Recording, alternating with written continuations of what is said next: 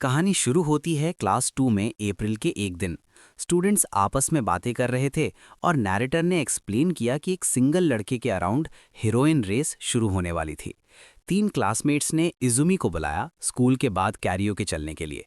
Izumi tense look के साथ सोचने लगा कि ये अचानक इनवाइट क्यों। लड़कों ने एक्साइटेडली चिल्लाया कि सेरेन हाई की लड़कियां भी वहां होंगी। ये लुक्स और फैमिली स्टेटस शो ऑफ करने का परफेक्ट प्लेस था। इजुमी को तुरंत समझ आ गया कि ये एक मिक्सर है और उसने बड़बड़ाया कि वो सब इडियट्स हैं। तीनों कंफ्यूज लग रहे थे, जबकि इजुमी ने अपने बाल पीछे किए, ये सोचते हुए कि अगर वो गया तो सारी लड़कियां उसी के पास आ जाएंगी। उसने साय किया, उन तीनों के लिए बुरा फील करते हुए। कमरे में शांति छा गई जब तक इजुमी ने ऑकवर्डली उनसे कुछ बोलने को ना कहा, वरना ऐसा लग रहा था कि उसने माहौल खराब कर दिया। एक लड़के ने सीधा बोल दिया कि उसने सच में माहौल खराब कर दिया। बाकी लोग आपस में बड़बड़ाने लगे। एक ने सोचा कि अगर उसे एम्बैरस होना था तो उसे ये नहीं बोलना चाहिए था। दूसरा सोचने लगा कि क्या उन्हें इजुमी की ज़रूरत भी है, और तीसरे ने सजेस्ट किया कि किसी ऐसे को ढूंढते हैं जो बात करने में बेहतर हो। परेशान होकर इजुमी ने गुस्से में कहा कि उन्होंने ही उसे पहले इनवाइट किया था। नैरेटर ने रिमार्क किया कि एक आदमी को इतना घबराया हुआ देखना बस पथेटिक था। इजुमी ने ग्रोन किया, ये सोचते हुए कि सतोरू और उसके दोस्त कुछ ज़्यादा ही हैं। इससे पहले कि वो अपनी सोच खत्म कर पाता, उसने किसी को आते हुए देखा। अमाने आमासाकी वहां आई, इजुमी को चीयरफुली गुड मॉर्निंग बोलते हुए। वो उसे तुरंत पहचान गया। उन्हें मिले हुए काफी वक्त हो गया था। एक और लड़की भागकर आई और अमाने को गले लगा लिया, ये बोलते हुए कि कितना टाइम हो गया है, और उसके मॉडलिंग वर्क के बारे में पूछा। अमाने ने एक्सप्लेन किया कि उसके पापा ने उसे हॉराइजन्स ब्रॉडन करने को कहा था, इसलिए वो उनके साथ लॉस एंजलिस गई थी। लड़की ने तारीफ की कि ये कितना अमेजिंग साउंड करता है, याद करते हुए कि अमाने के पापा एक डिज़ाइनर हैं। अमाने ने मॉडेस्ट होकर स्माइल किया, ये कहते हुए कि ये कोई बड़ी बात नहीं है, और बताया कि वो सबके लिए सूवेनियर्स लाई है। क्लास तुरंत एक्साइटमेंट में आ गई। जब एक स्टूडेंट ने याद दिलाया कि फर्स्ट पीरियड में क्विज है, अमाने ने कॉन्फिडेंटली कहा कि चिंता मत करो, उसने पहले ही तैयारी कर ली है। क्लास ने ऑ के साथ रिएक्ट किया, उसे इनक्रेडिबल कहा और टॉप स्टूडेंट बोलकर उसकी तारीफ की। अमाने ने जवाब दिया कि इसमें कुछ किया नहीं जा सकता, और ऑफर किया कि वो किसी को भी पढ़ा सकती है जो स्ट्रगल कर रहा है। नैरेटर ने एक्सप्लेन किया कि अमाने आमासाकी एक वर्किंग मॉडल, टीनेज गर्ल्स के लिए फैशन आइकन, टॉप स्टूडेंट और बेहद सोशेबल थी। क्लास में उसकी यही रेपुटेशन थी। बाद में जब अमाने और इजुमी साथ में पढ़ रहे थे, एक लड़की ने क्लासरूम में झांका और अमाने को घर चलने के लिए बुलाया। उन्हें देखकर उसने टीज किया कि ये एक और स्टडी सेशन है। अमाने ने माफ़ी मांगी, लेकिन लड़की इजुमी की तरफ मुड़ी और बोली कि ये मेहनत की बर्बादी है, क्योंकि अमाने की मदद के बावजूद वो मुश्किल से पास हो रहा है। इजुमी ने उसे चुप रहने को कहा और डिक्लेयर किया कि वो रिकमेंडेशन हर हाल में अर्न करेगा। अमाने ने फिर माफ़ी मांगी और हैंगआउट का इनविटेशन मना कर दिया। लड़की ने स्माइल किया, ये कहते हुए कि वो एडमायर करती है कि अमाने कितनी मेहनत करती है, और इजुमी को वॉर्न किया कि वो उसे ज़्यादा परेशान ना करे, और फिर चली गई। जैसे ही दरवाज़ा बंद हुआ, अमाने ने अपना सिर डेस्क पर गिरा दिया, फ्रस्ट्रेशन में माफ़ी मांगते हुए, और इजुमी से भीख मांगने लगी कि वो उसे पढ़ना सिखा दे। इजुमी ने आह भरी और पूछा कि वो कब तक मॉडल स्टूडेंट बनने का नाटक करती रहेगी। उसने कहा कि अब रुकने के लिए बहुत देर हो चुकी है। इजुमी ने मन में सोचा कि कैसे सब लोग उसकी एक्टिंग से अभी भी बेवकूफ़ बन रहे हैं। एक छोटा फ्लैशबैक दिखाया गया जहां वो अमाने को नोट्स दे रहा था जब वो एब्सेंट थी। उसे याद आया कि कैसे बिजी शेड्यूल की वजह से अमाने के पास पढ़ाई का वक्त कम बचता था, और पिछले समर वो ऑलमोस्ट फेल होने वाली थी।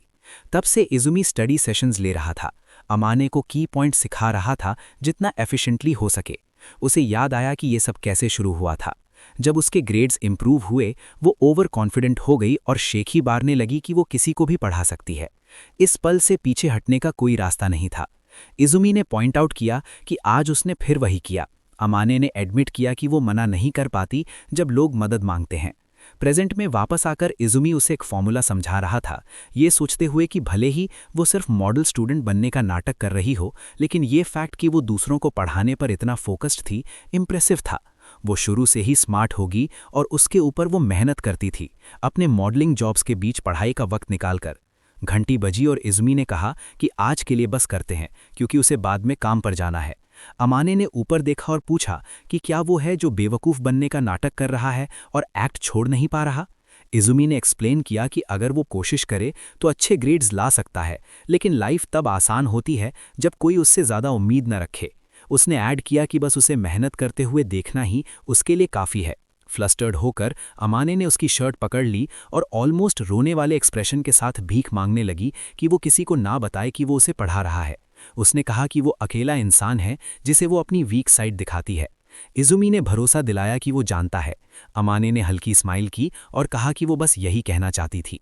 फिर इजुमी क्लासरूम से चला गया। अकेले रहने पर अमाने ने आ भरी और बड़बड़ाई, गुड ग्रीफ, और फिर धीरे से विस्पर किया कि वो उसे पूरी तरह लाइक करती है। अपनी चेयर पर बैठे हुए उसने अपने पैर पटके और सोचा कि वो सिर्फ एक दोस्त के लिए इतना दूर नहीं जाती। शायद ये म्यूचुअल लव था। अगर उनमें से एक कन्फेस कर दे तो वो साथ हो सकते हैं, लेकिन उसने पहले कभी किसी को डेट नहीं किया था और उसे चिंता थी कि ये ऑकवर्ड हो सकता है। फ्रस्ट्रेटेड होकर उसने डेस्क पर हाथ मारा और खुद से कहा कि जल्दबाजी की कोई ज़रूरत नहीं है। वो जानती थी कि वही है जो इजुमी का चार्म सच में देख सकती है। भले ही कोई कंपटीशन ना हो, पर ये सिचुएशन बस बहुत फ्रस्ट्रेशन वाली थी। सीन स्कूल असेंबली में शिफ्ट हुआ जहां स्टूडेंट्स इकट्ठा हुए थे। एक स्पीकर ने वही पुरानी स्पीच दी जिसे ज्यादातर लोगों ने इग्नोर किया जब तक उसने अगले सेगमेंट का अनाउंसमेंट नहीं किया। स्टूडेंट काउंसिल प्रेसिडेंट हाकुआ शुरिगिकू की तरफ से एक शब्द। हाकुआ आगे आई और सबको शांत होने को कहा। खुद को स्टूडेंट काउंसिल प्रेसिडेंट के रूप में इंट्रोड्यूस करते हुए उसने उन्हें याद दिलाया कि स्पोर्ट्स फेस्टिवल अगले महीने होगा। खासकर फर्स्ट ईयर्स के लिए उसने कहा कि अब जब वो स्कूल लाइफ के आदी हो गए हैं, कुछ लोगों ने शायद लापरवाही करनी शुरू कर दी होगी। स्टूडेंट्स आपस में फुसफुसाने लगे। एक ने एडमायर किया कि शुरिगिकू सेनपाई कितनी डैज़लिंग लग रही हैं। दूसरे ने मेंशन किया कि बास्केटबॉल टीम के योशिनो सेनपाई को भी उन्होंने रिजेक्ट कर दिया था।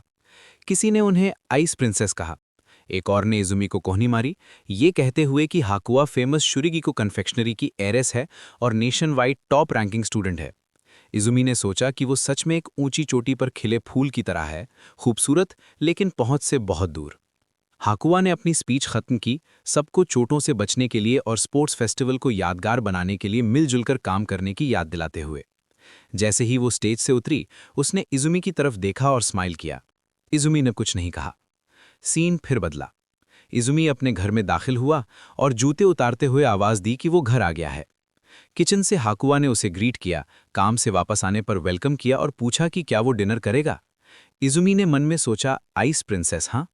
सच्चाई ये थी कि शुरिगिकू सेनपाई उसी अपार्टमेंट कॉम्प्लेक्स में बगल में रहती थीं और अक्सर उसे खाना बनाकर देने आती थीं। उन दोनों की फैमिलीज बड़ी कंपनियां चलाते थे और एयर्स होने के नाते उनके पेरेंट्स ने एक बार फैसला किया था कि उनकी सगाई होगी। हालांकि अब इजुमी सक्सेसर नहीं रहा था और जो कभी पॉलिटिकल एंगेजमेंट थी, अब सिर्फ एक याद बनकर रह गई थी। शुरिगिको पहले से ही टेबल पर खाना तैयार करके बैठी थी। उसने गर्मी से उसका स्वागत किया और गले लगाने के लिए आगे बढ़ी। इजुमी ने पोलाइट होकर रिस्पॉन्ड किया और वो पाउट करने लगी, फिर ब्राइटली स्माइल करते हुए उसके कंधे को थपथपाया। ठीक है, well done. Izumi frustrated feel कर रहा था। अपने पुराने फ्योंसे रिश्ते को छुपाने के लिए वो एक दूसरे को स्कूल में जितना हो सके अवॉइड करते थे। फिर भी जब वो अकेले होते थे, उसका एटीट्यूड मिडिल स्कूल से बिल्कुल नहीं बदला था। शुरिगिकू ने उससे कहा कि वो हमेशा उसके लिए एक छोटे भाई जैसा रहेगा। फिर भी उसकी मौजूदगी उसे ओवरवेल्म कर देती थी। खुद को संभालने की कोशिश करते हुए उसने जेंटली उसे पीछे ढकेला। फिर उसने सजेस्ट किया कि खाना ठंडा होने से पहले खा लेते हैं। इजुमी ने सोचा कि जब वो प्राइवेट में होते हैं तो उसका पर्सनल स्पेस का सेंस पूरी तरह हिल जाता है। डिनर के बाद बर्तन धोते वक्त इजुमी ने हमेशा उसे परेशान करने के लिए माफ़ी मांगी। शुरिगिकू ने स्माइल किया और कहा कि ये ठीक है, क्योंकि वो वैसे भी अपना खाना बना ही रही थी। उसने टीजिंगली ऐड किया कि बड़ी बहनें नेचुरली अपने छोटे भाइयों को बिगाड़ना चाहती हैं, जिससे वो थोड़ा चौंक गया। फिर वो करीब झुकी और प्लेफुली पूछा कि क्या वो कोई ऐसी चीज़ है जो उसकी कुकिंग के बारे में कहना चाहता है। चौंकते हुए उसने जल्दी से जवाब दिया कि ये सच में डिलिशियस था और इतनी सिंपल चीज़ कहना भूल गया। उसने पाउट किया और डिमांड किया कि कितना डिलिशियस। घबराकर उसने जवाब दिया कि ये दुनिया में सबसे बेस्ट था। उसकी आंखें फैल गईं और उसका चेहरा लाल हो गया। फिर वो भाग गई, चिल्लाते हुए कि अब से वो हर रोज उसके लिए खाना बनाएगी। इजुमी ने आ भरी उसके बनाए हुए बीफ स्ट्यू को देखते हुए सोचा कि वो कुछ ज्यादा ही जोश में है। बाहर शुरिगिको अपने आप में मुस्कुराई, जीत महसूस करते हुए। अपने फॉर्मर फियांसे स्टेटस का यूज करके वो उसकी डेली लाइफ पर कब्जा करने के लिए डिटर्मिन्ड थी। एक लाइफ एंड वाइफ स्ट्रैटेजी। उसने अपने पेरेंट्स के विरोध के बावजूद स्ट्रिंग्स पुल करके बगल वाला अपार्टमेंट लिया था और उसके पास स्पेयर कीज भी थी। ऐसा कोई रास्ता नहीं था कि कोई दूसरी लड़की उनके बीच में आ सके। उसे मिडिल स्कूल याद आया, याद करते हुए कि कैसे इजुमी ही वो अकेला था जिसने उसे एक बड़ी कॉरपोरेशन की बेटी के रूप में नहीं बल्कि बस एक लड़की के रूप में देखा था। वो तब एक दूसरे को समझते थे। जब से उसने अपनी एयर पोजीशन खोई, उनके बीच चीजें दर्दनाक हो गई थीं, लेकिन वो अभी भी मानती थी कि वो अकेला है जो उसे सच में समझता है। डिटर्मिन्ड होकर उसने उसका इंतजार करने का वादा किया और कसम खाई कि किसी दिन जब वो अपने पापा की कंपनी इनहेरिट करेगी, वो अंत तक उसके साथ खड़ी रहेगी।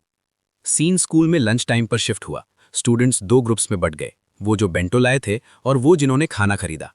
इजुमी ने सोचा कि कोई कभी गैस नहीं कर पाएगा कि उसका लंच असल में शुरिगिकु सेनपाई ने हाथ से बनाया है। उसके दिमाग में वो ऑलमोस्ट उनकी चेयरफुल आवाज सुन सकता था, ये लो इजुमी-कुन, आज का पोर्शन। हालांकि उसे हर रोज उन पर रिलाई करने के लिए गिल्टी फील होता था, पर एक अकेले रहने वाले के लिए ये बड़ी मदद थी। जैसे ही उसने खाना शुरू किया, उसे अचानक किसी के चिल्लाने की आवाज आई, इनोरी के पास मत आना, और देखा कि सतोरू तमाशा कर रहा है। इजुमी ने आह भरी, सोचते हुए कि वो इस बार क्या कर रहा है। सीन सतोरू पर शिफ्ट हुआ जो घुटनों पर बैठा इजुमी को बुला रहा था। हारू कसुगा ने एक्सप्लेन किया कि कोई अजीब दिखने वाला लड़का इनोरी के पास आने की कोशिश कर रहा था। इनोरी को सेफ देखकर इजुमी ने सतोरू को वापस क्लासरूम में लात मारी, बड़बड़ाते हुए कि शायद ये उसी की गलती थी। उसने पूछा कि वो दोनों सेकेंड ईयर के क्लासरूम में क्या कर रहे हैं। फर्स्ट ईयर्स होने के बावजूद वो पहले से ही फेमस थे। इनोरी प्यारी सी छोटी एंजल जिसे सब प्यार करते थे, और हारू खतरनाक छोटी डेविल जो उसे प्रोटेक्ट करती थी। किस्मत के किसी मोड़ से दोनों उसकी क्लब जूनियर्स थीं। इनोरी ने धीरे से पूछा कि क्या आज क्लब एक्टिविटी है। इजुमी ने जवाब दिया कि वो बस मैसेज कर सकती थी। उसने एक्सप्लेन किया कि वो दोनों फ्री हैं, तो इजुमी मान गया कि आज क्लब डे होगा। इनोरी ने पूछा कि क्या उसने वो किताब पढ़ी जो उसने उस दिन रेकमेंड की थी। इजुमी ने माफी मांगी, एक्सप्लेन करते हुए कि उसने खरीदी तो है, पर अभी तक पढ़ने का मौका नहीं मिला। अचानक हारू उसके सामने आ गई। चौंकते हुए इजुमी ने उसका नाम लिया और हारू ने घूरा, उसे बोलते हुए कि इनोरी के साथ ज्यादा लवी डवी मत होना। छोटी मोटी बातें भी ऑफ लिमिट्स थीं। दोनों लड़कियां चली गईं और हारू ने मुड़कर उसे डैम लीचर कहा। एक दूसरे स्टूडेंट ने झांककर पूछा कि क्या वो लड़ रहे हैं। जब घंटी बजी, सीन लाइब्रेरी प्रेप रूम में शिफ्ट हुआ, जहां सब चुपचाप बैठकर पढ़ रहे थे। इजुमी ने सोचा कि उनकी लिटरेचर अप्रिसिएशन सोसाइटी असल में बस 3 लोग हैं जो पढ़ते हैं और बातें करते हैं। उसे याद आया जब वो अकेला मेंबर बचा था और सीनियर्स के ग्रेजुएट होने के बाद क्लब बंद करने का प्लान बना रहा था। इत्तेफाक से 2 फर्स्ट ईयर्स ने ज्वाइन किया, जिसने उसे इसे जिंदा रखने पर मजबूर कर दिया। प्रेजेंट में इजुमी ने इनोरी को पूरे फोकस के साथ पढ़ते हुए देखा, जबकि उसके बगल वाली लड़की नॉन स्टॉप गेम खेल रही थी। गेमर ने ऊपर देखा और पूछा कि क्या हुआ। इजुमी ने उसे टाल दिया, सोचते हुए कि वो पढ़ने का नाटक भी नहीं करती और सिर्फ इनोरी को प्रोटेक्ट करने के लिए ज्वाइन किया है। अचानक गेमर ने डिक्लेयर किया, मुजरिम छोटी बहन है। इनोरी ने फ्रस्ट्रेशन के साथ रिएक्ट किया और इजुमी जम गया, चुपचाप दुआ करते हुए कि ये सच ना हो। अपनी किताब बंद करते हुए उसने प्रोटेस्ट किया कि वो गलत है। गेमर ने स्मग किया और दावा किया कि उसे स्पॉयलर्स पसंद नहीं है, जबकि इजुमी ने आर्ग्यू किया कि फेक स्पॉयलर्स भी काउंट होते हैं। उसने उसे बिना वजह पैरानॉइड करने के लिए डांटा और सोचा कि क्या उसे पता भी है कि क्लब किस बारे में होना चाहिए। परेशान होकर इजुमी अपनी चेयर उसके करीब खींचकर ले गया। फ्लस्टर्ड होकर उसने हारू का सामना किया, उस पर इल्जाम लगाते हुए कि वो हमेशा उसे दुश्मन की तरह ट्रीट करती है और इनोरी के पास जाने से रोकती है। उसने टीज किया कि शायद वो बस उसका अटेंशन चाहती है। इनोरी चुपचाप साइड से देख रही थी। इजुमी ने हाथ बढ़ाया और हारू की चिन ऊपर की, टीज करते हुए कि वो बस ऑनेस्ट नहीं हो सकती। हारू पूरी तरह ब्लश करने लगी, उसकी अचानक नज़दीकी से घबरा गई। इजुमी पीछे हटा और वॉर्न किया कि अगर वो ऐसे ही एक्ट करती रही तो किसी दिन कोई सच में उस पर जंप कर देगा। गुस्से में हारू ने उस पर एक किताब फेंक कर मारी, चिल्लाते हुए, तुम परवर्ट, मर जाओ। इम्पैक्ट ने उसे गिरा दिया। उठते हुए इजी बड़बड़ाया कि वो एक्सपेक्ट कर रहा था कि तुम कूल बनने की एक्टिंग क्यों कर रहे हो क्रीप, जैसा कमबैक मिलेगा। रियलाइज करते हुए कि वो कुछ ज्यादा ही आगे बढ़ गया। उसने वो गिरा हुआ बुक उठाया और नोटिस किया कि ये वही सेम बुक थी जो वो पढ़ रहा था। हारू खामोशी में उदास बैठी थी। एक दूसरे स्टूडेंट ने कमेंट किया कि ये हारू की गलती थी, टीज करते हुए कि उसने आगे पढ़ लिया था बस उसके साथ सेम पेज पर रहने के लिए, और पॉइंट पूरी तरह मिस कर दिया। उसने स्मर्क किया और कहा कि हारू क्लियरली चाहती थी कि इजी उस पर इतना ध्यान दे। हारू ने प्रोटेस्ट किया, लेकिन उसके ख्याल मिडिल स्कूल में वापस चले गए, उस पंकिश लड़के को याद करते हुए जिस पर उसका क्रश था, बस इसलिए बहक गई क्योंकि वो थोड़ा कूल दिखता था। तब जब उसने टफ बनने की कोशिश की थी, इजुमी बीच में आया, उसे टीज करते हुए कि वो छोटी बिल्लियों को डरा रही है। इस वजह से उसे कुछ लड़कों ने हल्का फुल्का पीट भी दिया था। प्रेजेंट में हारू ने आ भरी, भले ही वो इसे किस्मत कहती थी, उसके सेनपाई को वो बिल्कुल याद नहीं थी और वो सिर्फ इन्हूरी के साथ स्वीट बनता था, जबकि उसे पूरी तरह अलग ट्रीट करता था, हमेशा की तरह। ये गुस्सा दिलाने वाला था। सीन इजी पर शिफ्ट हुआ, जो स्कूल में एंटर कर रहा था, जहां एक लड़की उसके आगे खड़ी थी।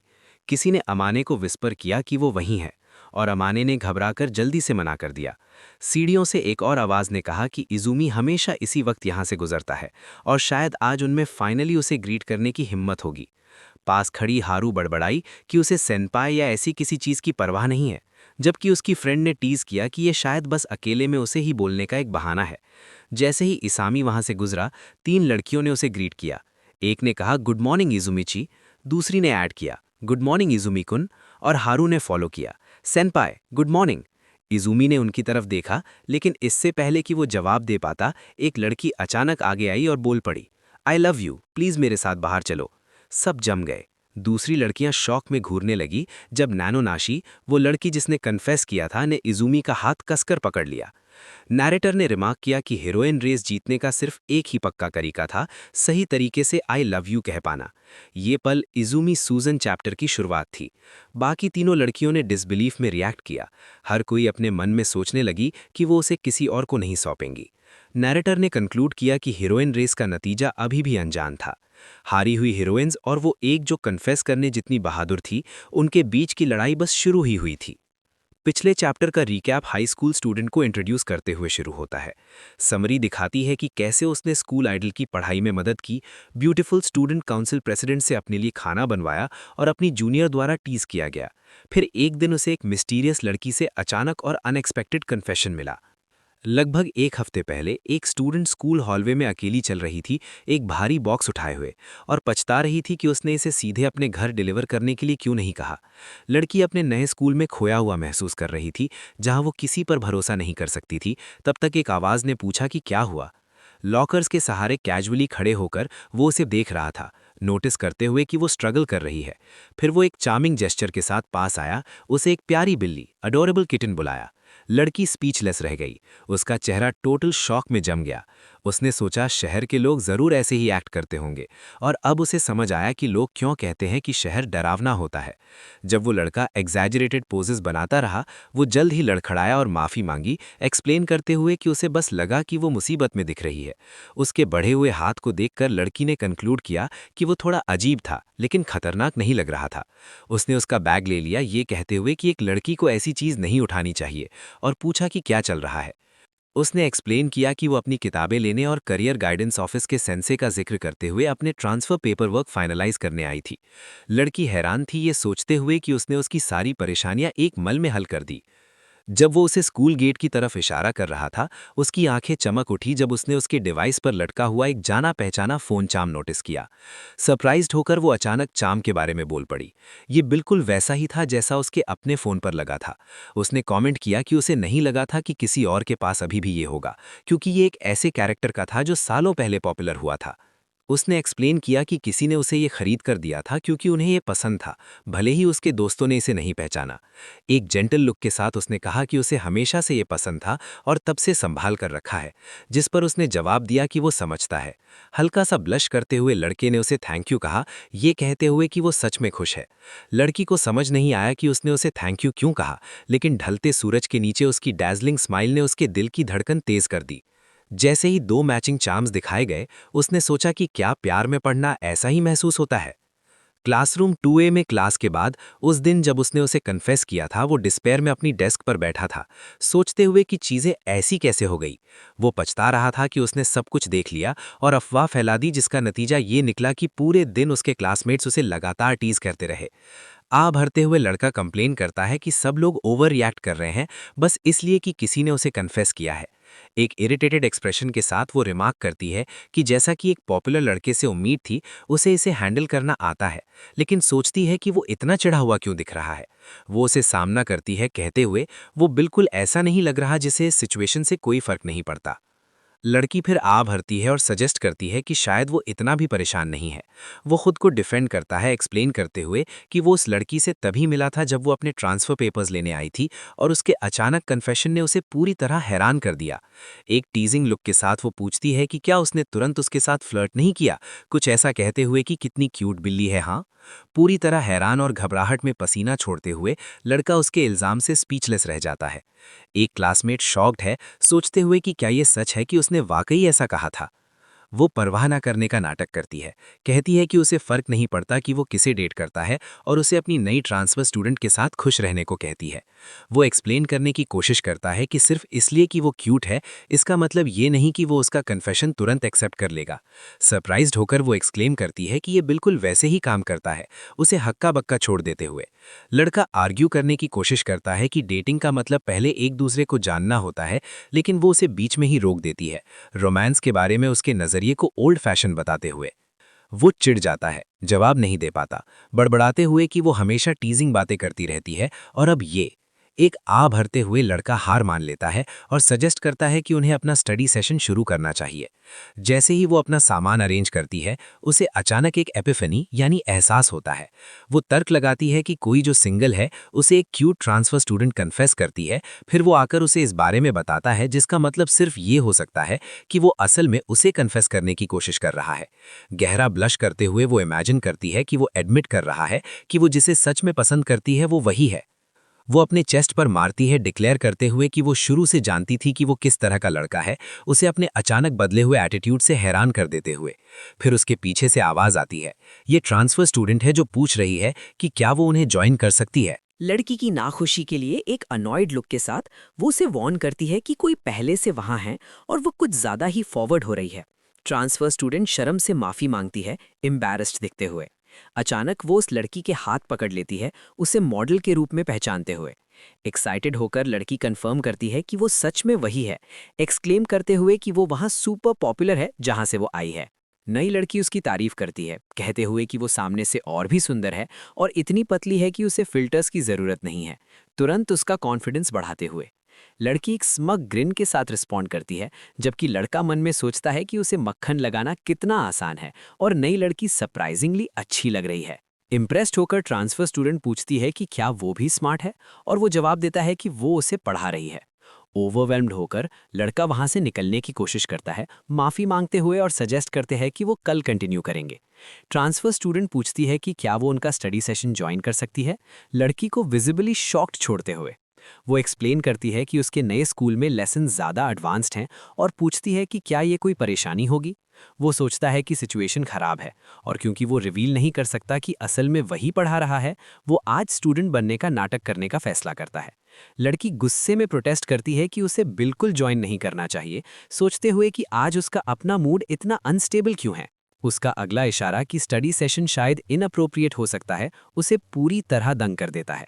लड़का पास झुकता है और विस्पर करता है, सीरियसली पूछते हुए कि उसे क्या हो गया है और उसे क्या लगता है कि अगर वो ऐसा करती रही तो क्या होगा।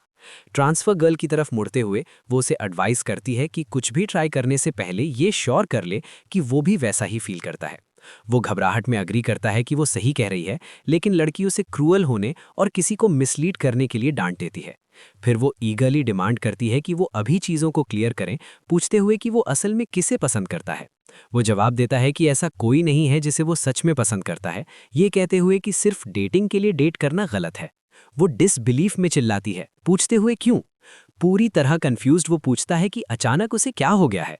शॉक में वो कहती है कि वो जरूर मजाक कर रहा होगा।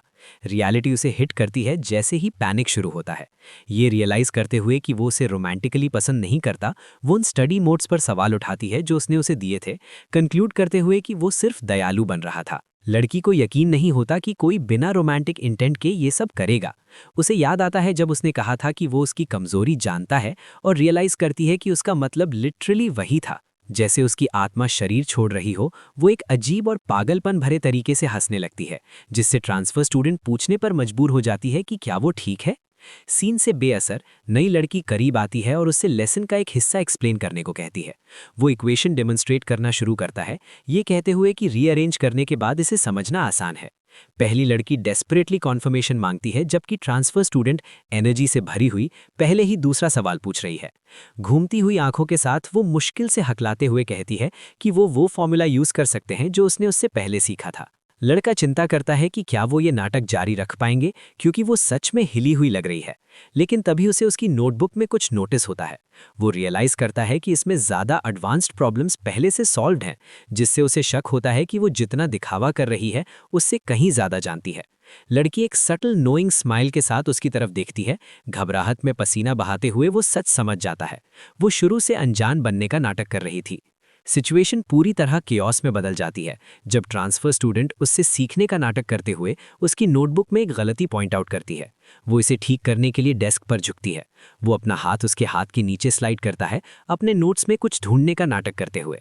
वो पैनिक करता है कि वो कितनी खतरनाक हद तक करीब है। वो उसके कान में विस्पर करती है, कॉम्प्लीमेंट करते हुए कि उसकी उंगलियां कितनी लंबी हैं, और कहती है कि ये सच में कूल है।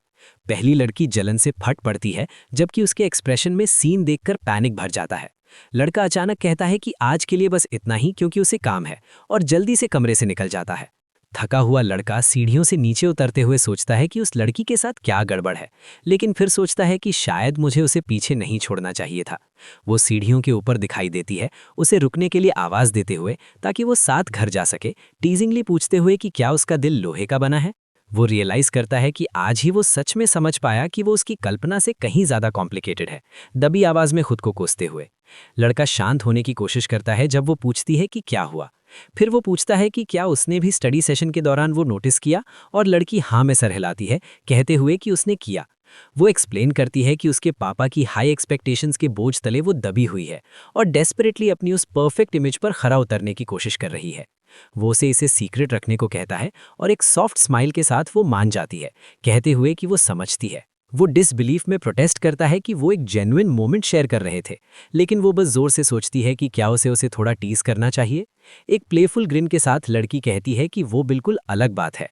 लड़का स्पीचलेस रह जाता है जब वो करीब झुकती है और उसके कान में विस्पर करती है कि वो उसे अपने प्यार में गिरा कर रहेगी। नैरेशन फिर देर से आने वाली क्लास 2B की ट्रांसफर स्टूडेंट पर शिफ्ट होती है, जो एक खाली क्लासरूम में खड़े होकर फर्म रिजॉल्व के साथ डिक्लेयर करती है कि वो दूसरी लड़की को वो नहीं लेने देगी जो वो चाहती है।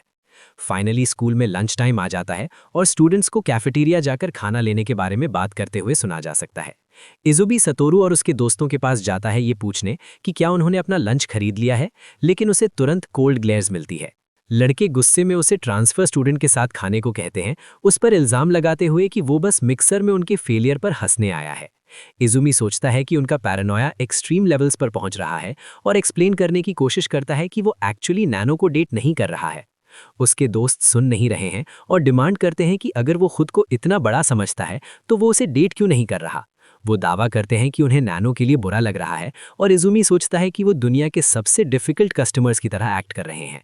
वो चिल्लाते रहते हैं कि कैसे नैनो परफेक्ट प्योर टाइप है, जबकि इजुमी उनकी डिस्क्रिप्शन पर अपनी आंखें घुमाता है। वो आखिरकार हार मान लेता है और अकेले खाने का फैसला करता है, जबकि वो उसे फ्लेक प्लेबॉय होने के लिए इंसल्ट्स चिल्लाते हैं। तीसरा चैप्टर आइस प्रिंसेस के खिलाफ शोडाउन के साथ शुरू होता है, जब इजुमी और नैनो स्कूल की एक शांत बेंच पर साथ बैठते हैं। नैनो पूछती है कि क्या आमतौर पर ऐसे दिन होते हैं जब वो लंच बॉक्स नहीं लाता, और इजुमी कंफर्म करता है कि आज बस उन रेयर टाइम्स में से एक था। वो मन में सोचता है कि कैसे वो बार बार उससे टकरा रही है। इजुमी नैनो से पूछता है कि क्या वो हमेशा बेंटो लाती है, और वो बताती है कि उसकी मम्मी रोज उसके लिए बनाती है। इजुमी चिंता करने लगता है क्योंकि ये पहली बार है जब शुरीगिको उसके लिए लंच नहीं लाई, और उसे उसकी काइंडनेस को ग्रांटेड लेने के लिए बुरा लगता है। इजुमी पॉइंट आउट करता है कि क्लास के कुछ लड़के कह रहे हैं कि वो प्योर टाइप है। नैनो हंसती है और कहती है कि वो उसे ब्लश करा रहा है, लेकिन वो उसे कहता है कि उसे बस नाटक करना बंद कर देना चाहिए। इजुमी मेंशन करता है कि भले ही वो बाकी सबके सामने प्योर गर्ल की तरह एक्ट करे, लेकिन जो वर्जन उसे देखने को मिलता है वो उसका लिटिल डेविल साइड है। नैनो उसे टीज करती है ये पूछते हुए कि क्या उसे सच में लगता है कि उसकी ऐसी अजीब टू साइडेड पर्सनैलिटी है। फिर विंक करती है और ऐड करती है कि वो चाहे जो हो उसे हमेशा प्यार करेगी। इजुमी एक कॉन्फिडेंट पोज बनाता है और रिमार्क करता है कि उस जैसी वंडरफुल लड़की से ऐसा कुछ सुनकर उसे बिल्कुल बुरा नहीं लग रहा है। इजुमी कन्विंस्ड है कि उसका फ्लॉलेस पेबैक एक्चुअली काम कर रहा है, क्योंकि नैनो वहां ब्लश करते हुए खड़ी है और पूरी तरह ओवरवेल्म्ड लग रही है। वो अचानक कुछ नोटिस करता है जो उसका ध्यान खींचते हैं। नैनो उसकी आंखों में देखती है और कन्फेस करती है कि वो ये सब इसलिए कर रही है क्योंकि वो उसे सच में पसंद करती है और उसे ये सोचने पर मजबूर करने के लिए मेहनत कर रही है कि वो एक वंडरफुल इंसान है।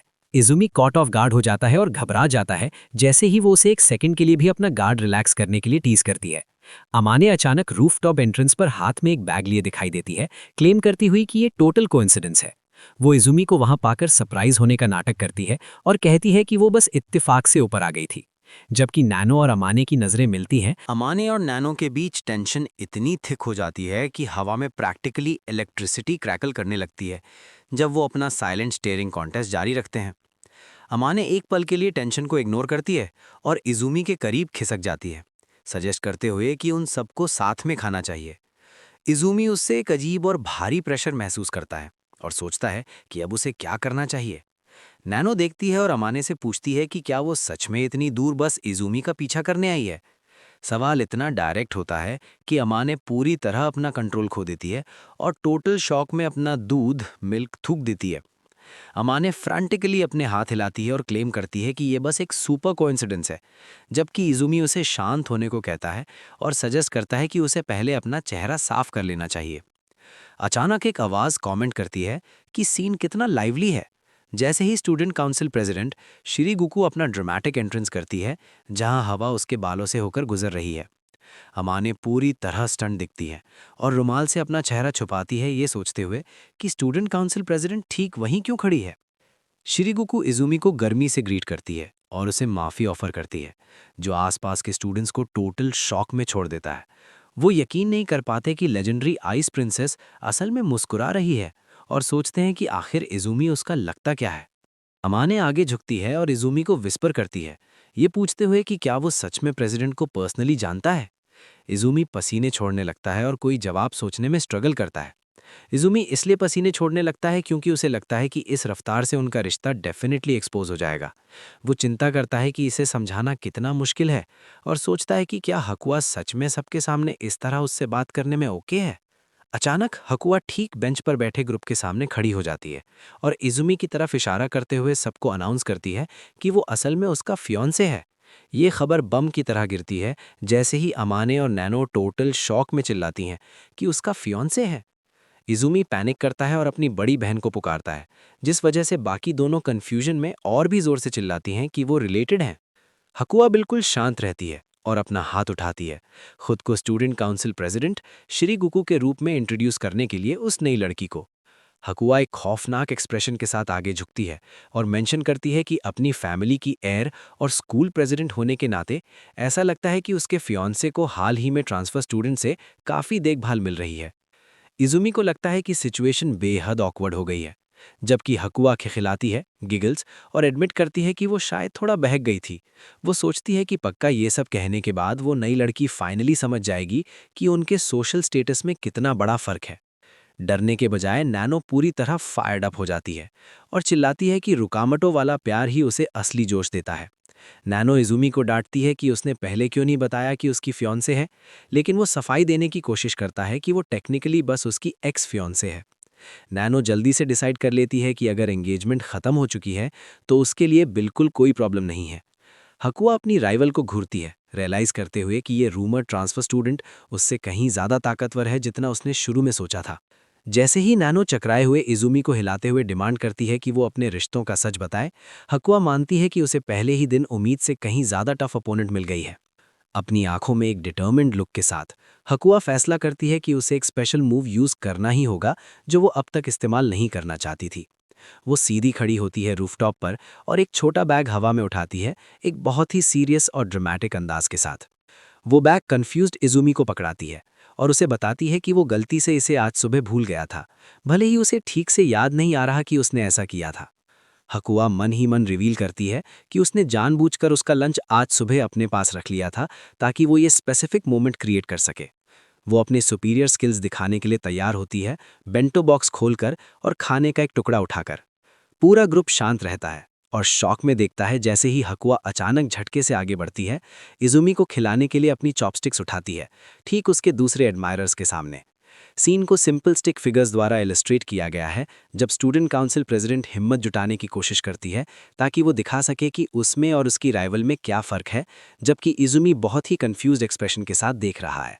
वो अचानक रियलाइज़ करती है कि ऐसा बिल्कुल कोई रास्ता नहीं है कि वो खुद से लोगों के सामने उसे खाना खिलाने जैसी एम्बैरेसिंग चीज़ कर सके।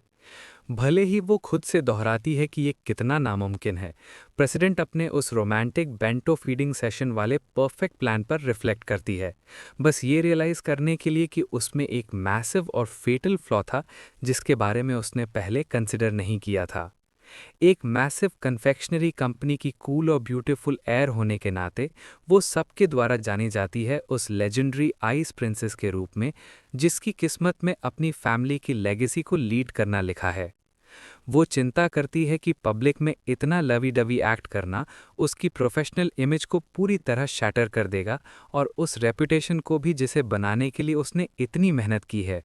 क्राइसिस के एक पल में वो उन सब लोगों की ज़िंदगी के बारे में सोचती है जो उसकी फैमिली के बिजनेस से जुड़े हैं और एयर होने के नाते अपनी ड्यूटी का वो भारी बोझ महसूस करती है जो उसे कोने में ढकेल रहा है। वापस रूफटॉप पर इजुमी उससे पूछता है कि एक्चुअली हो क्या रहा है और इस अजीब सिचुएशन पर हैरान होता है जबकि प्रेसिडेंट वहाँ खड़ी पूरी तरह मिजरेबल और अपनी चॉपस्टिक्स के साथ जमी हुई लग रही है। नैनो अचानक चार्ज लेती है और इजुमी को मुंह खोलने को कहती है। जब वो उसे अपने खुद के खाने का एक निवाला खिलाती है, इजुमी को इस बोल्ड मूव से टोटली शॉक्ड छोड़ते हुए। जैसे ही इजुमी ब्लश करता है और खाना निगल लेता है, स्टूडेंट काउंसिल प्रेसिडेंट ऐसी लगती है जैसे उसे बिजली का झटका लगा हो। जबकि नैनो स्मगली उससे पूछती है कि वो एक्चुअली टेस्ट में कैसा था, इजुमी हकलाते हुए कहता है कि खाना अच्छा है, लेकिन उसे ये अचानक पब्लिक फीडिंग काफ़ी एम्बारसिंग लगती है। जबकि नैनो खुशी से मेंशन करती है कि उसने वो एग रोल खुद बनाया है और वो खुश है कि उसे ये पसंद आया। अपने दिल की धड़कन तेज होने के साथ प्रेसिडेंट चुपचाप मुड़ती है और चली जाती है, एक कंफ्यूज्ड इजुमी को ये सोचने के लिए छोड़कर कि वो कहाँ जा रही है। अचानक ही वो सीढ़ियों से नीचे पैर पटकते हुए जाती है, पूरे गुस्से यानी रेज के एक इंटेंस और खौफनाक ऑरा से घिरी हुई। उसकी मौजूदगी इतनी डरावनी है कि वो अनजाने में पास के कुछ स्टूडेंट्स को डरा देती है जब वो खुद से एडमिट करती है कि आज उसकी हार उसके खुद के दिल की कमज़ोरी की वजह से हुई है। वो इमेजिन करती है कि नैनो उसे नीचे देख रही है और उसे स्मॉल फ्राई बुला रही है, भले ही ये साफ तौर पर बस उसकी अपनी फ्रस्ट्रेटेड इमेजिनेशन की उपज है। आंसू और गुस्से के दौरे में वो डिक्लेयर करती है कि उसने अपनी ज़िंदगी में कभी इतना ह्यूमिलिएटेड महसूस नहीं किया और ऑफिशियली नैनो को अपनी राइवल मान लेती है, इजुमी को किसी भी कीमत पर वापस जीतने की कसम खाते हुए। स्टूडेंट काउंसिल की वाइस प्रेसिडेंट को हॉलवे में भागते हुए दिखाया जाता है, अपनी सुपीरियर को आवाज़ लगाते हुए जब वो जल्दी में हैं। वो मेंशन करती है कि वो उसे हर जगह ढूंढ रही थी जबकि प्रेसिडेंट अपनी पीठ घुमाकर खड़ी है और बहुत डिटर्मिन्ड लग रही है। प्रेसिडेंट फैसला करती है कि सिचुएशन को हैंडल करने का सिर्फ एक ही तरीका है जो वाइस प्रेसिडेंट को पूरी तरह कंफ्यूज फील कराता है। अचानक ही प्रेसिडेंट अपना हाथ व्हाइट बोर्ड पर मारती है और एक बोल्ड प्रपोजल रखती है कि उस पब्लिक फीडिंग वाली चीज़ को पूरे कैंपस से ऑफिशियली बैन कर दिया जाए।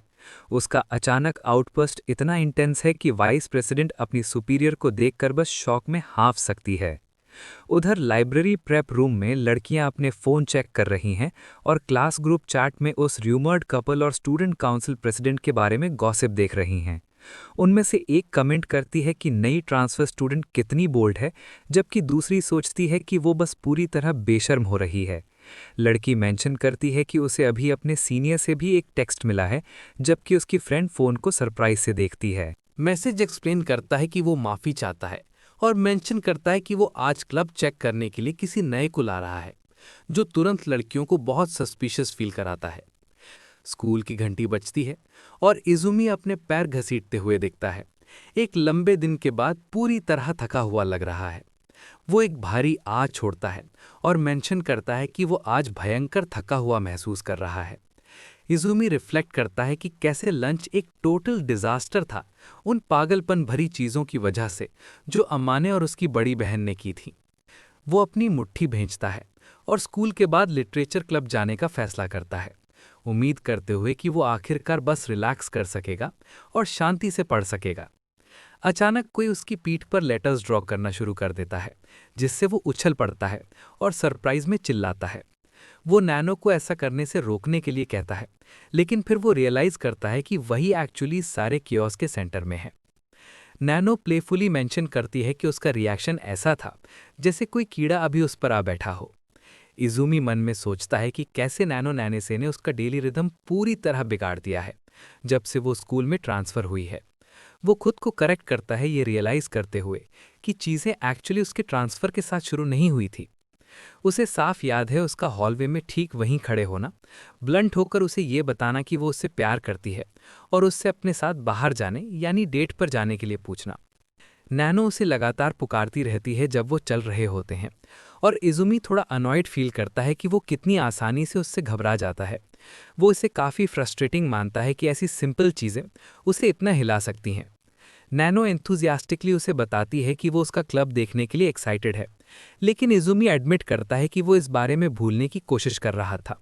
उसे याद आता है कि कैसे उसकी आंखों में तारे चमक उठे थे जब उसे पता चला कि वो लिटरेचर क्लब में है और उसने आज उसे ऑब्जर्व करने आने की डिमांड की थी। इज़ुमी चिंता करता है कि उसे पहले से ही हारू के लगातार प्रैंक से काफ़ी परेशानी हो रही है। वो सोचता है कि नैनो के भी वहाँ होने से ये बहुत डाउटफुल है कि वो अपने क्लब में कोई भी रिलैक्सिंग या रीडिंग कर पाएगा। लाइब्रेरी प्रेप रूम के बाहर नैनो उसके कान में विस्पर करती है कि उसकी आर्चरी प्रैक्टिस कैंसिल हो गई थी, जिस पर वो उसे कहता है कि हर बार ऐसे विस्पर करना बंद करे। वो मन में सोचता है कि क्योंकि उसने पहले ही फर्स्ट ईयर लड़कियों को वार्न कर दिया था, तो ये ठीक होना चाहिए अगर वो बस वहाँ देखने के लिए है। जैसे ही वो एंटर करते हैं, हारू वहाँ एक खौफनाक लुक के साथ खड़ी होती है और ब्लंटली आउटसाइडर को रूम छोड़ने के लिए कहती है। नैनो और इज़ुमी उसके कोल्ड और हॉस्टाइल एटीट्यूड से पूरी तरह कॉट ऑफ गार्ड हो जाते हैं। इज़ुमी याद करता है कि उसे बताया गया था कि हारू सिर्फ तब अग्रेसिव होती हैं जब वो इनोरी को प्रोटेक्ट कर रही होती हैं, और आमतौर पर वो रिलेटिवली चिल रहती हैं।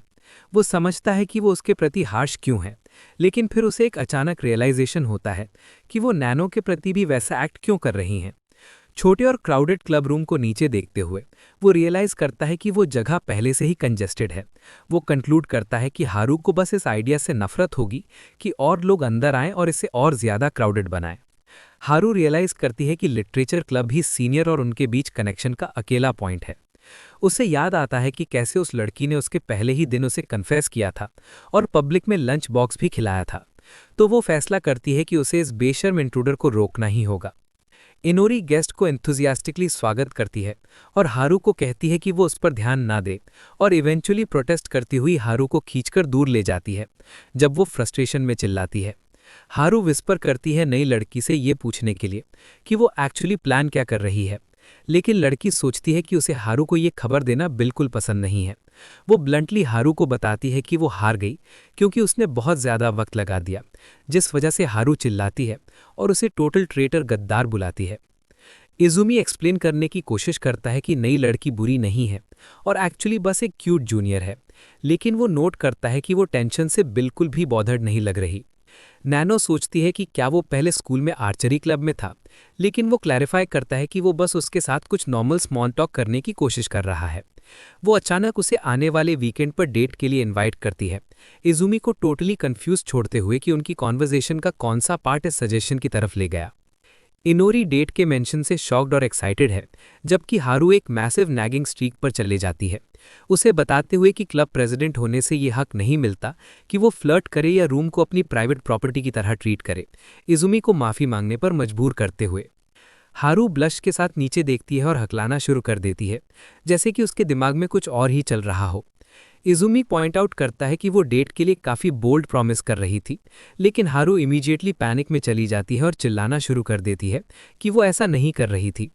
हारू कांपने और रोना शुरू कर देती है जब वो पूछती है कि क्या वो दोनों एक्चुअली डेट कर रहे हैं, जबकि इनोरी सोचती है कि पूरी सिचुएशन लेजेंडरी है और वो मोमेंट को अपने फ़ोन में कैप्चर कर लेती है।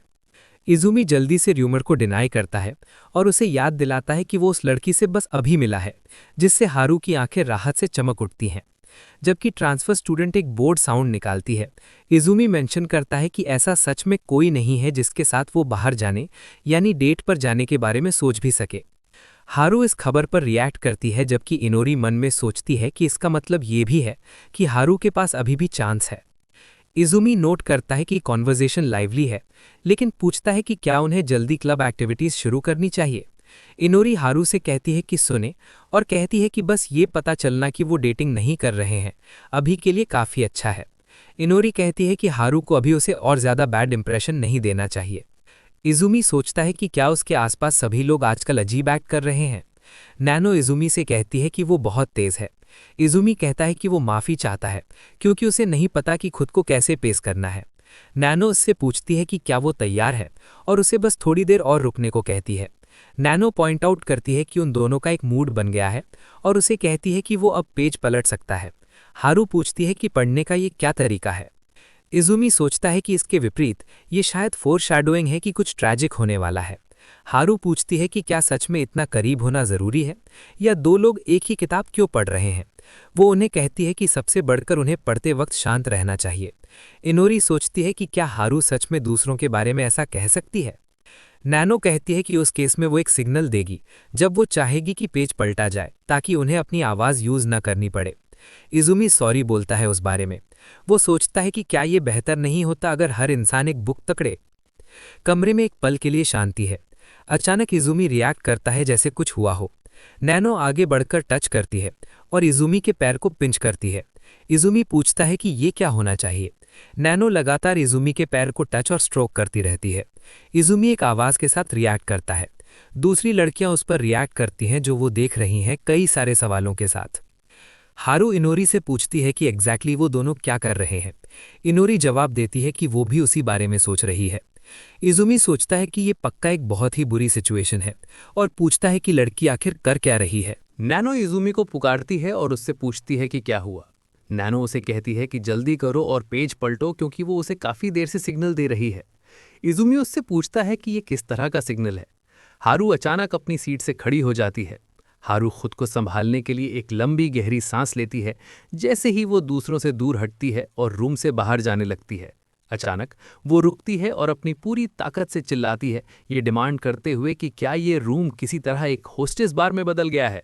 वो हॉलवे में अपनी दूरी बनाए रखती है, वापस अंदर देखते हुए, जबकि वो सिचुएशन के बारे में टोटल डिसबिलीफ में फिर से चिल्लाती है और सवाल करती है कि क्या वो सच में एक होस्टेस बार सेटअप देख रही है।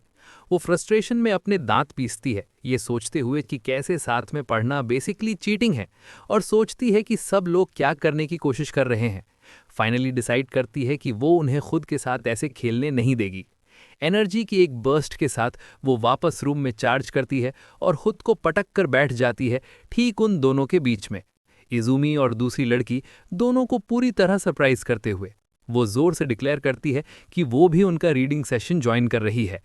इजुमी को डेस्परेटली इनोरी से ये कहने के लिए छोड़ते हुए कि उसे रोकने के लिए कुछ कहे।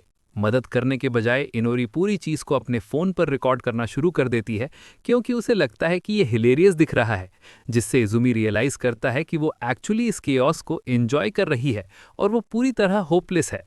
हारू ठीक इजुमी के चेहरे के पास आती है और उसे कहती है कि जल्दी करो और बुक खोलो, हेजिटेशन के 1 सेकंड को एक इंटेंस वीडियो गेम हारने से कंपेयर करते हुए, जो उसे ये सोचने पर मजबूर करता है कि क्या वो सोचती है कि लाइफ एक फर्स्ट पर्सन शूटर है। वो चिल्लाना शुरू करती है कि वो क्या कर रही है जब वो फ्लर्ट कर रहे हैं, लेकिन वो अचानक मिड सेंटेंस में जैम हो जाती है और पूरी तरह शांत हो जाती है। उसका चेहरा ब्राइट रेड हो जाता है जब वो अंदर ही अंदर पैनिक करती है, सोचते हुए कि आखिर वो बस 1 सेकंड पहले क्या बकने वाली थी। वो रियलाइज़ करती है कि वो उस गर्मी भले पल में कुछ सुपर वियर्ड कहने के कितना करीब आ गई थी, और कंक्लूड करती है कि ये सिंपल फैक्ट कि वो उसके बगल में बैठने और सेम बुक पढ़ने के लिए लड़ रही है पहले ही उसकी ट्रू फीलिंग्स रिवील करता है। इजुमी सरप्राइज में झटका खाता है और पूछता है कि क्या वो सच में ठीक है, मेंशन करते हुए कि उसका बिहेवियर पूरे दिन डेफिनेटली अजीब रहा है। अचानक वो बस ढीला छोड़ देती है और एक जोर की चीख के साथ सीधा पीछे गिर जाती है, लेकिन इनोरी लकीली उसे पकड़ने के लिए स्लाइड करती है, कैजुअली मेंशन करते हुए कि इस तरह की चीज़ कभी कभी होती है। वो धीरे से खुद को वापस उठाती है, एनर्जी से पूरी तरह ड्रेन्ड लगते हुए।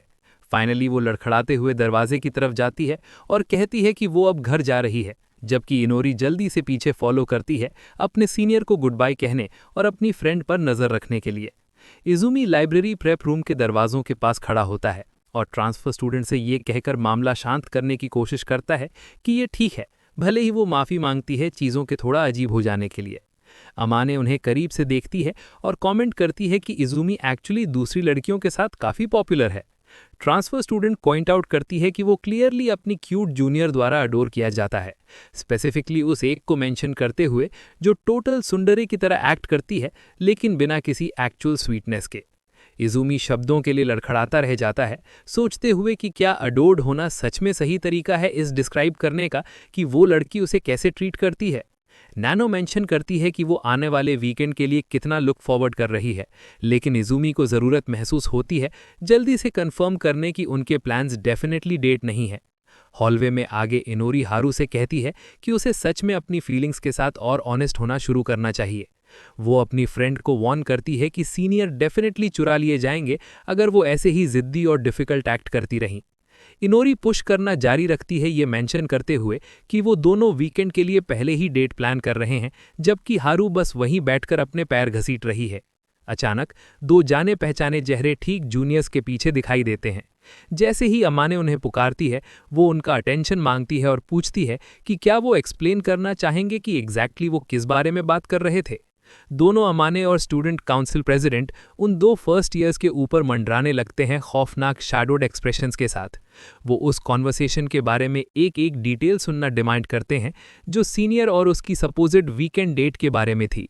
हारू और इनोरी पूरी तरह पेट्रिफाइड रह जाते हैं और डर से कांपने लगते हैं, रियलाइज करते हुए कि उन्होंने गलती से पूरे स्कूल की दो सबसे डेंजरस राइवल्स को समन कर लिया है।